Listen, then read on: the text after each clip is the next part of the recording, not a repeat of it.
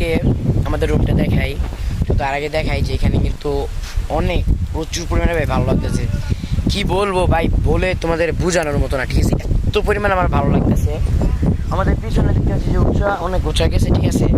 ওখানে যাওয়ার পর হচ্ছে পুরো এর ভিতরে সবচেয়ে উচ্চ পাহাড় হচ্ছে আমরা থাকবো। এখন আমাদের ঘরটা তোমাদের দেখাই যে আমাদের ঘরে কি কিরকম আছে।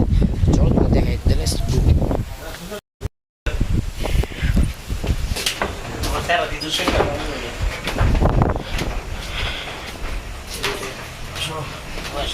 তো গেছে যে এখানে হচ্ছে আমাদের জন্য দুইটা বিছনা, আর এখানে হচ্ছে একটা এক্সট্রা, ঠিক আছে?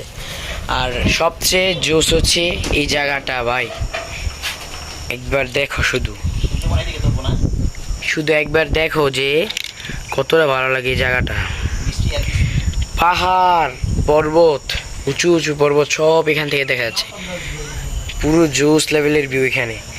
আর নিচে যদি তোমাদের দেখাই, তাহলে দেখো কত গাথা ভাই, অনেক উঁচু আছি আমরা।